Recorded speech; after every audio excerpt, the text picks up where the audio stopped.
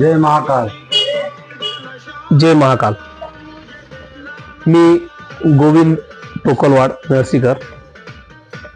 माझ्यासोबत नरसी येथील श्री सिद्धेश्वर मंदिराचे अध्यक्ष सन्माननीय साईनाथ विश्वनाथरावजी आकमवाड जय महाकाल उपस्थित आहेत.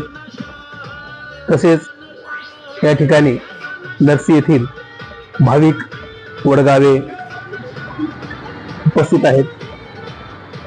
मी सर्व भाविकांना आवाहन करतो की 25 ऑगस्ट रोजी नरसी येथून श्री सिद्धेश्वर मंदिरापासून कावड यात्रा निघणार आहे.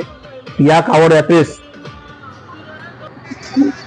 भाविकांनी मोठ्या संख्येने उपस्थित राहावे. भाविकांसाठी वाहनाची व्यवस्था केलेली आहे. 25 ऑगस्ट रोजी पहाटे 3 वाजता नरसी येथून ही कावड यात्रा निघणार आहे. गोदावरी पात्रातून गंगाजल घेऊन आपल्याला कावड यात्रा कुंभरगाव, दुगाव, वागलेगाव, लोहगाव मार्ग नरसी येथे यायचं आहे. प्रवासादरम्यान ठिकठिकाणी चहा फराळाची सोय देखील करण्यात आलेली आहे. नरसी येथे आल्यानंतर भाजपा नेते श्रावण पाटील भिलवंडे साहेब यांच्या वतीनं महाप्रसादाचं आयोजन केलेलं आहे. तरी या कावड यात्रेचा आणि महाप्रसादाचा मोठ्या संख्येने उपस्थित राहून भाविकांनी लाभ घ्यावा असं मी आपणास विनंती करतो. जय महाकाल. जय महाकाल. जय श्रीराम. हर हर महादेव.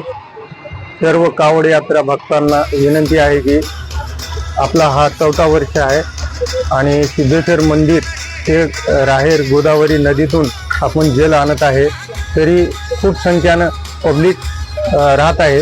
तरी हा 4था वर्ष आहे आणि आपली कावड यात्रा 2025 रोजी सकाळी 3 वाजता आपल्या नरसीतून राहेरला निघणार आहे.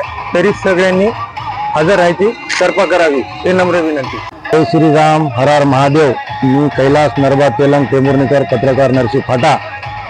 मी असे जनतेला आवाहन करतो की दरवर्षीप्रमाणे याही वर्षी श्रावण महिन्याच्या पवित्र महिन्यामध्ये कावड यात्रा सिद्धेश्वर मंदिर नरसी येथून 3 वाजता दिनांक 25/8/2026 रोजी 3 वाजता येथून राहेर येथे गोदावरी नदी येथे 5 वाजता पोहोचणार आहे.